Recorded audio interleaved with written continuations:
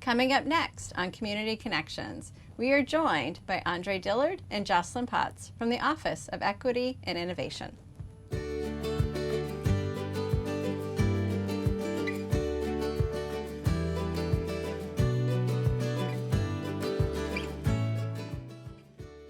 Welcome to Community Connections. I'm Shannon Pugh, the Director of Community and School-Based Programming, and today we are joined by members of the AACPS Office of Equity and Innovation, Andre Dillard and Jocelyn Potts. Welcome. Hello. Thank Thanks you. for having Thank you us. for having Yeah, us. so excited to have you here. So I want to start off by giving you an opportunity to introduce yourselves to our audience. And can each of you share a little bit about your journey through your career to AACPS, within AACPS? So tell us a little bit about you and the work that you do. Why don't we start with you, Ms. Potts? Sure. Thank you. Thank you for having me. My name is Jocelyn Potts, and as you said, I work in the Office of Equity and Innovation. I have been in the Office of Equity for 2 years now.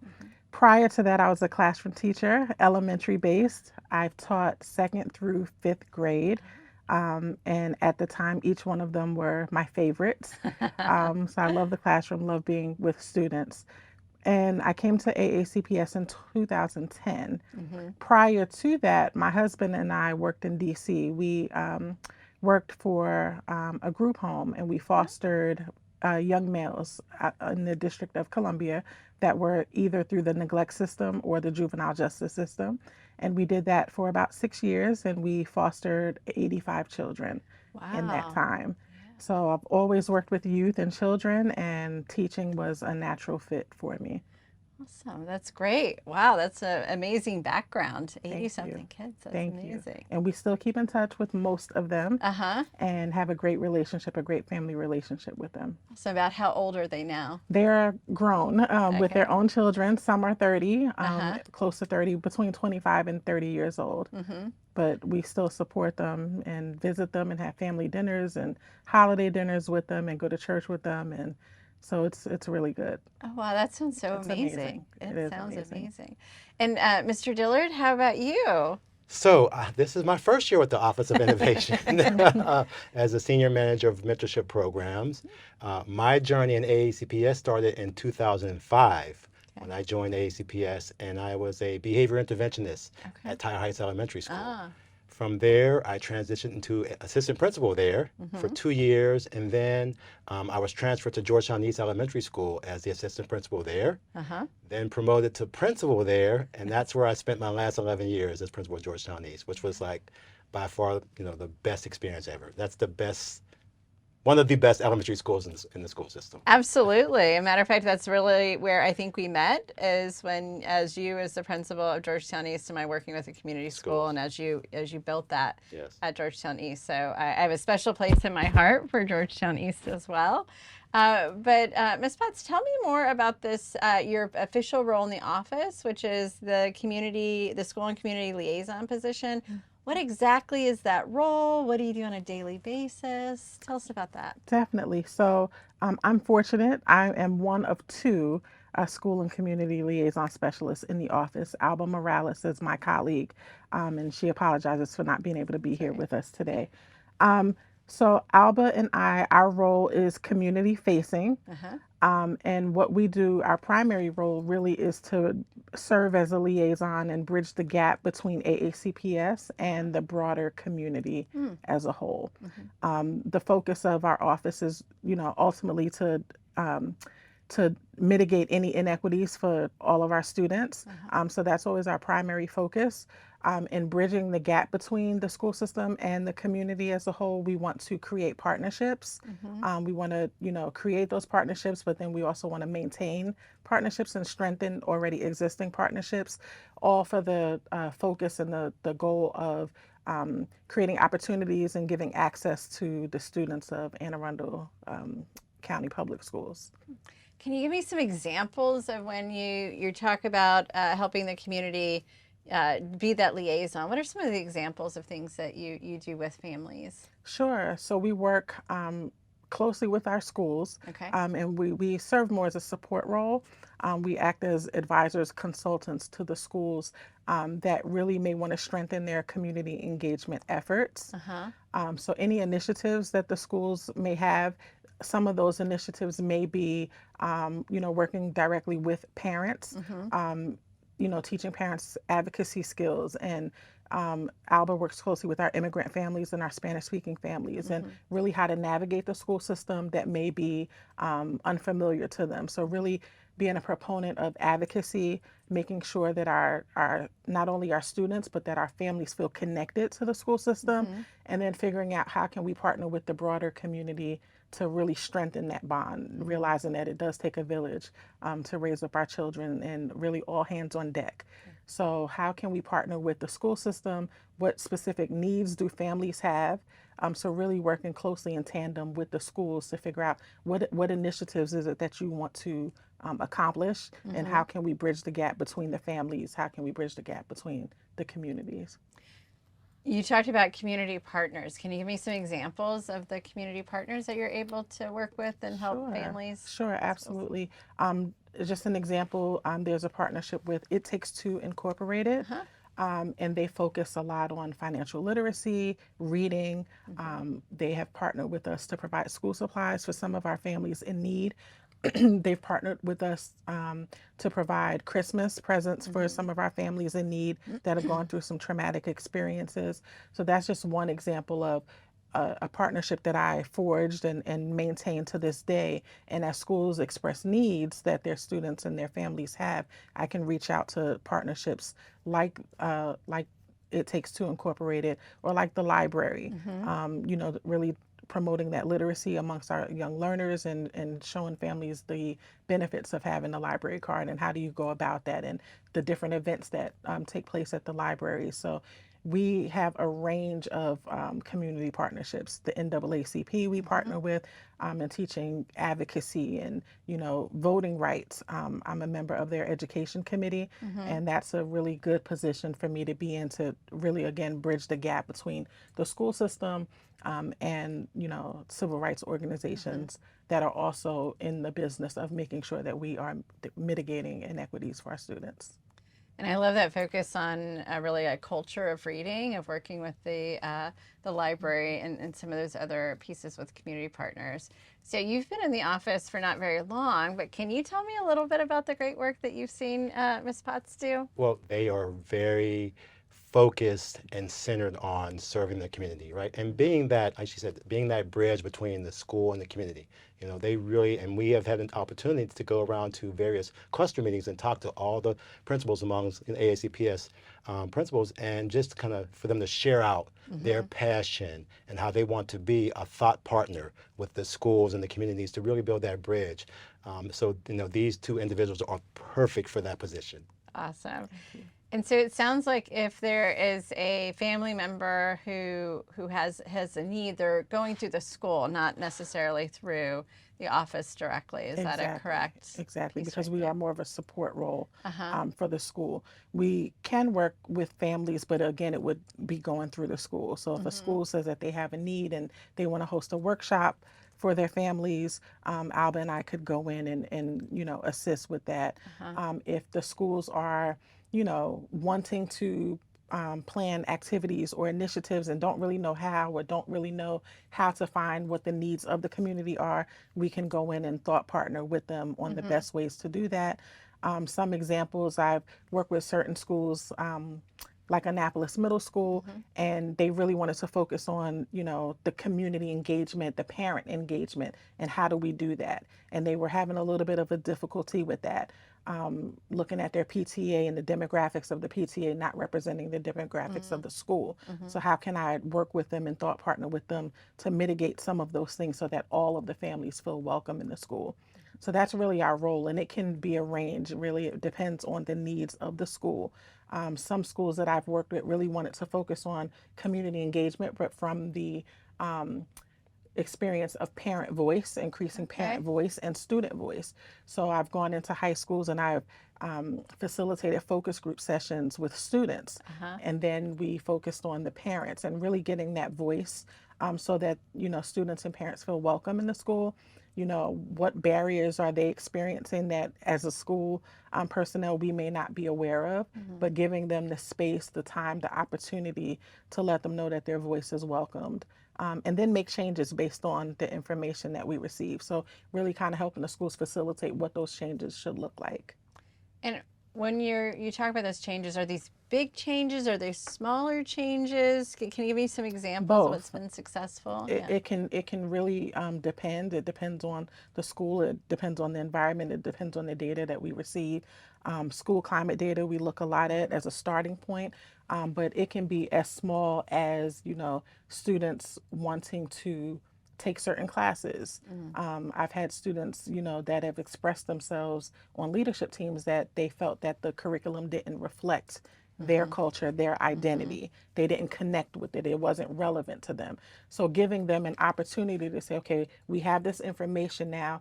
It may not be a quick fix, but let's come up with a plan so that that the school system is hearing your voice, so that we can eventually make changes. We've had schools decide to have their students be part of the leadership team as a result of increasing student voice.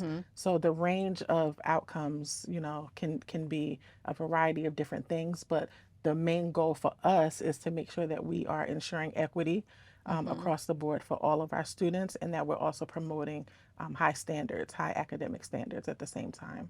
I like that focus on voice, especially student voice. It reminds me a little bit of at Georgetown East on, I can't remember the young gentleman's name who represented fifth grade, who came in for the steering committee, and he had a list of what he wanted. He talked to the other students. So tell me a little bit more about how important that is when you think about our young learners at Georgetown East or any other school, of just them having those opportunities for voice. Well, I think it's important that we give them the opportunity to kind of share their perspective, right? And we can't always think because we're adults that we're the know-it-alls, right? Students bring a different lens, right, to us, and it's great for us to have those opportunities to really hear from them. And we also have to know that we can learn just as much from our students as they can from us. And the way that we learn from them is give them that opportunity to voice, teach them how to advocate for themselves, right? Give them that skill set. And anytime we can kind of capitalize on something like that, we definitely have to do it. Love it, love it. All right, so we are going to take a short break. But when we get back, we are going to hear from Mr. Dillard a little bit more about his work regarding the AACPS mentoring program. So join us in just a few minutes when we get back. Thanks.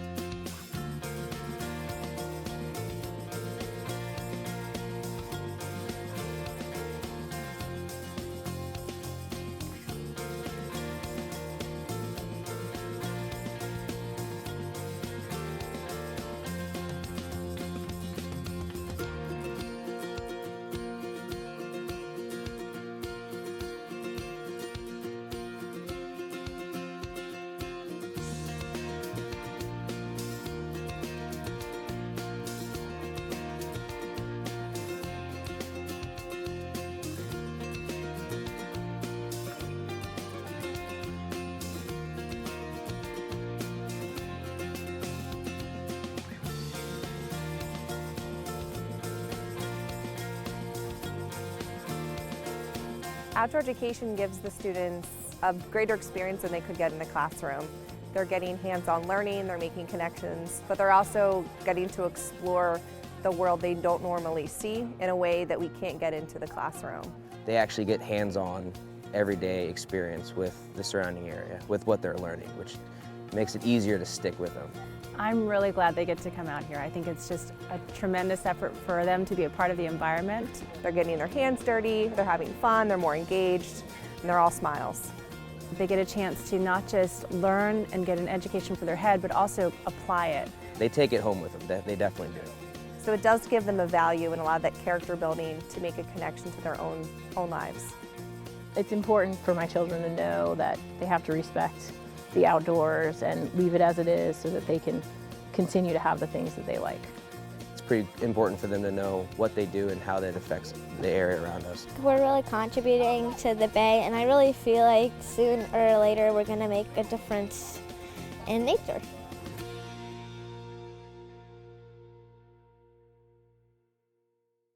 Welcome back. Mr. Dillard, you have a brand new position this year. Many people know that the mentoring is a major focus of our superintendent, Dr. Bedell, and he has charged you with this great opportunity of building that for Anne Arundel County. So can you tell us specifically about, what your work with mentoring? Sure, and I would be remiss if I did not first say, how humble I am to be in this position, right? It's something I'm extremely passionate about, and I love the fact that I'm able to take the charge and build this thing from the ground up. So for those who don't know, my position, Senior Manager of Mentorship Programs, is the brainchild of Dr. Bedell, right?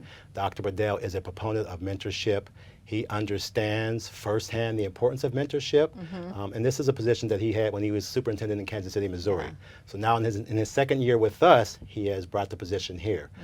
And so what I've charged to do is to build this diverse portfolio of opportunities for community volunteers to serve as mentors, right? And we're looking at from across all grades, pre-K up to 12th grade, all levels. Yeah. And what exactly is your definition of mentoring? What exactly is mentoring, and how is it different than our other many volunteer opportunities that we have with our community members in our schools? So let me start by talking maybe a little bit about those other volunteer opportunities, right? So we have someone who might serve just in the volunteer capacity where maybe they're going into a school and maybe doing more of the clerical work, right? Maybe making copies, laminating, helping with bulletin boards, things of that nature. Then we have our other initiative, our Be Present initiative, which was introduced last year piloted certain schools, high schools, but now is available at all of our schools and then around the county. And the Be Present initiative is just that, when individuals can go into a school and you're present so the students can see that there are other caring adults from the community who want to see you be successful. So they're in the hallways, maybe having a conversation with students as they're transitioning from classroom to classroom, maybe going into a cafeteria, and not so much a lunch monitor, but maybe walking around and talking to the students, building a rapport with them, giving them words of encouragement. But that happens, and it could be whenever they have the free time, they want to go into a specific school once they've done the training, right? Then you have mentorship, which is more of a individual-based opportunity to really have a positive impact on the student, right? And it could be, again, it's one-on-one, or it could be a small group that you're working with. And the goal there is to build this relationship so that way students can feel more confident, they can feel more empowered, they can know that they have a voice, right? Which leads to them having more academic success, better social emotional success, and coming to school on a more regular basis. I think you're hinting there about my next question, which is, what does the research say? So we talked about how Dr. Bedell, I know he loved his mentoring program in Kansas City, but that's based upon a lot of research. So can you tell us a little bit more about the research? Some facts about mentorship. One thing is that when you look at mentorship, so it's, the research says that 52% of students that have a mentor are going to be more successful in their grades, right? About 30% of students that have a mentor are less likely to get involved in alcohol and drugs. 130% of students that have a mentor or are more likely to serve in a leadership role as they become young adults. And obviously the research says if they have a mentor, they're more likely to graduate from high school, less likely to drop out of school. Wow, those are some powerful numbers. And as you were talking, so just to say that I have a mentor, what are those activities that happen? What are those conversations? Is there a one-size-fits-all? What really is that? So it's definitely not a one-size-fits-all. And I had someone ask me a couple weeks ago, they said, so what type of curriculum are you using when it comes to mentoring? And there's no curriculum, right? Yeah. It starts with building a relationship, a bona fide relationship. And from there, things happen organically. From there, you can have conversations about academics, attendance, goal setting, but it has to start with the relationship piece building.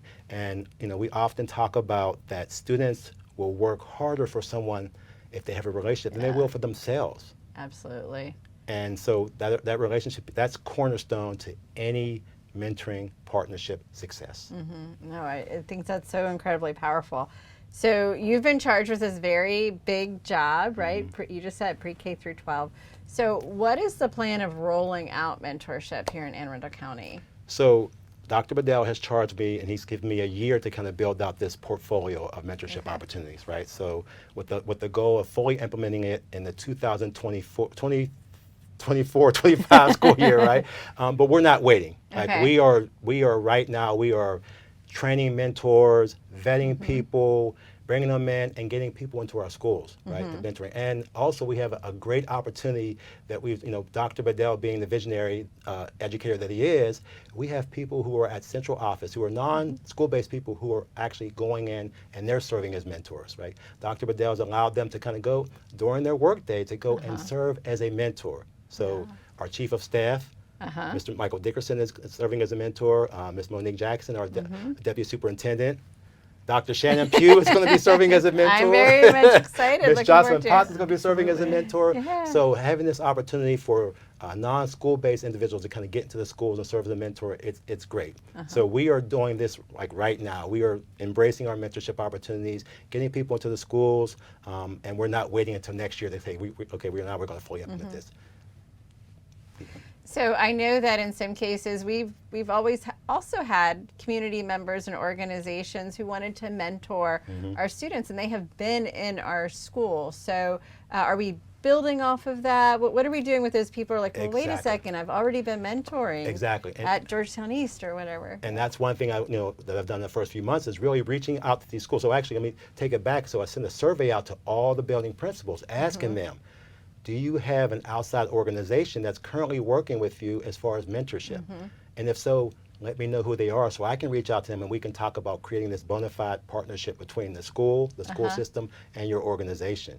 And we've gotten a lot of feedback from that, and also being able to talk to those organizations to say, okay, what are some of the stumbling blocks you've had as far as mentorship? And let's talk about that so we can create a streamlined process that's aligned and it's seamless to get people to serve as mentors.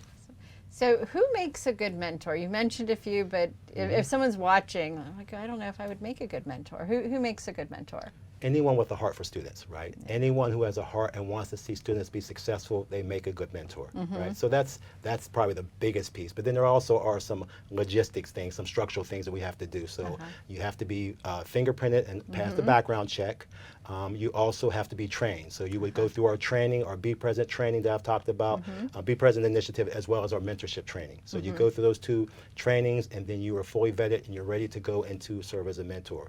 And I would say that also by going through those trainings, if you go through that Be Present training and the mentorship training, we cover the fee for the fingerprinting that comes along with that. So we're absorbing that fee as a way to say thank you for being a mentor, thank you for working, serving in the Be Present initiative. That's great. So how are we deciding who's getting, as we roll this out, how do we decide which of our young people get a mentor, when they get them? I'm curious about your plan for that. So that happens a couple different ways. There are schools who have reached out and said, hey, we really feel like we have a group of students that could really benefit from a mentor. And I've asked some schools to send me that list so we can work from that. We've had parents that reach out to the schools and say, my son or daughter could really benefit from a mentor. And then we have principals who have said, we want to make this connection. We feel like this student needs a mentor. So it varies, right? But once I get that list, I send out surveys to various organizations that people want to serve as mentors, and it lists, or do you have a preference for wanting to work with an elementary school, middle school, high school? Is there a particular school that you want to serve as a mentor? Male or female? What are some times when you're available? So using that survey data, we start to partner the mentors and the mentees. So if anyone is interested in being a mentor, so do they reach out to you? Do they reach out to the school? What is that process? So the first thing I would say, they would go to the website. You can just click on, go onto the website, and you can type in Be Present /mentoring. It'll take you to the page where there's a quick application. And so they would just fill out that application, and then once they complete the application, they will get an email with that voucher.